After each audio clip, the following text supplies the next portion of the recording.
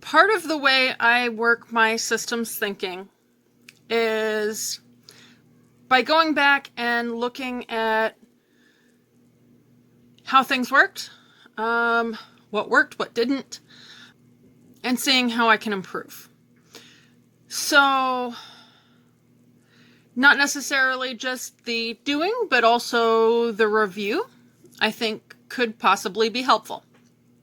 So, today I wanted to take a little bit of time and talk to you guys about what I learned from doing the minimalism game in the month of January. So January is 31 days, and for those of you that didn't follow my short series, number one, there is a minimalism game short playlist on my page if you want to go back and check it out. Number two, the basic premise of the game is you declutter however many items are in the date. So on the first day, you declutter one thing. On the second day, you declutter two. The third, three, all the way up until the last day of the month, you're decluttering 28, 30, or 31 items, depending on what month you play the game in. So, I am also doing the minimalism game again in my Instagram stories. Hi guys, so lesson number one that I learned was that YouTube can make a great accountability buddy. It's not any one person, so you don't have the issue of they had something come up, so you don't make contact. There's enough people on YouTube that you're not going to necessarily have people like everybody all at once helping you rationalize stopping. And then I just don't want to disappoint you guys. So, thank you for everybody that was encouraging me in the comments and, giving me ideas on things that you're decluttering and, what's working for you. Thank you for joining in. Okay, tip number two. Once you get past the first few days, there's this sort of thing that happens when you start looking for little pockets of stuff that you can go through to get your daily quota of declutters and then stop. When I was doing the first few days, it was very random or things I had thought about, and I was like, okay, I need to definitely make sure I get rid of that during this month. And I just hadn't gone and picked it up. But those were kind of scattered all over the house. And then when I kind of ran out of that list, or it was getting close, I started looking for little pockets of stuff I could sort through. And you'll see in a minute. One of the big places for that, I started in a cabinet that has multiple shelves, and I would go through one shelf at a time. But then stuff like this. I don't know if you guys remember, I got rid of that steamer and all those accessories and stuff. I couldn't find the two main, fabric things that go over the base part of that mop. And luckily, I did give it to someone I know. So I could just say, I know I've got these other two things. I'm just not sure where they're at. But so I've kind of continuously been looking for those. And I found this bag of stuff. Now, when I started unpacking this bag, oh my word, y'all, I've got like the next 3 days done for the Instagram challenge, because not only did I find the two that I need to give her, but then I also found like the little thing that goes on the little Swiffer duster that I donated. I don't need it now. I don't have the duster. So you find those little pockets, and those can equal big wins, because when you put a bunch of pockets together, all of a sudden, you've got a lot of stuff out of your house that you've just been shifting from one place to another or walking around. So this is actually 3 and 4. This is my herbals cabinet. And what I did with this, I actually went through it one shelf at a time. And the first shelf, I think, filled up one day or maybe 1.5 days. I didn't have to keep going after that.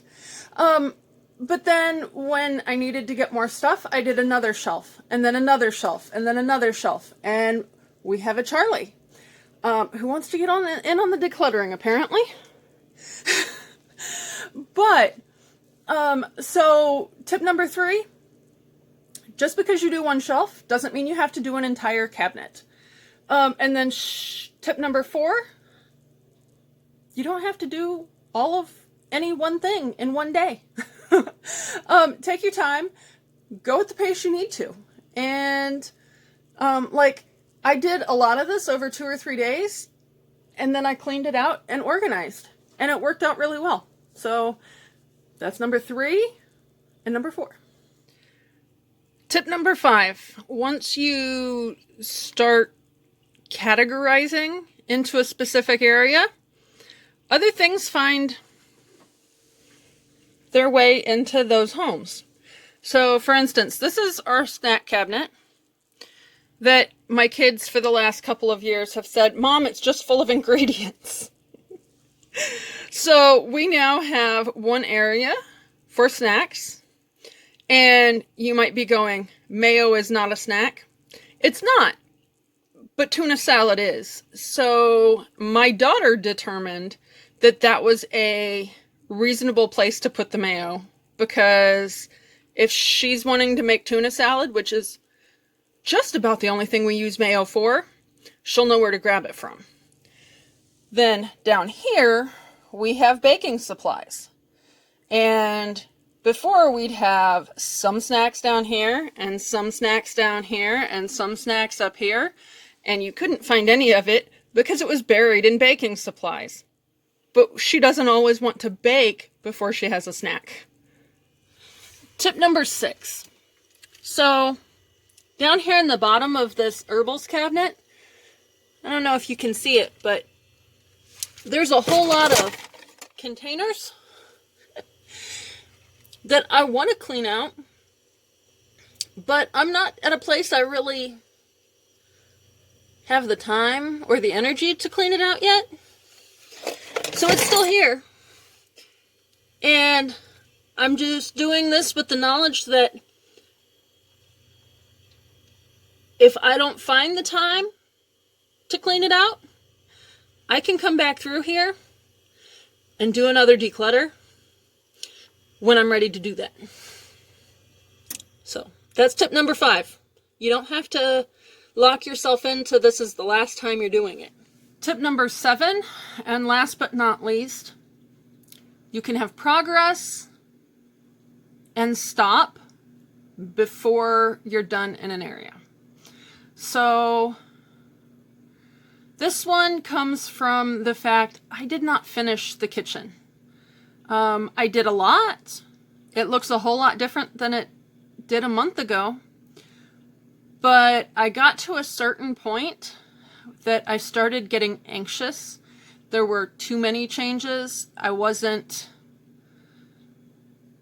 able to clearly be okay with everything that in my mind I could say, I don't use this, I don't need this, it can be decluttered. And stuff that, and like in my mind I would know that, but then at the same time, for whatever reason, I didn't want to let it go. And when that starts happening a lot of times it's time to just jump to a different area.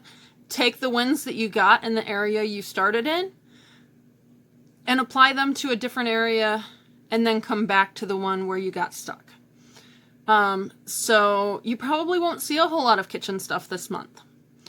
I'm finding a thing here, a thing there.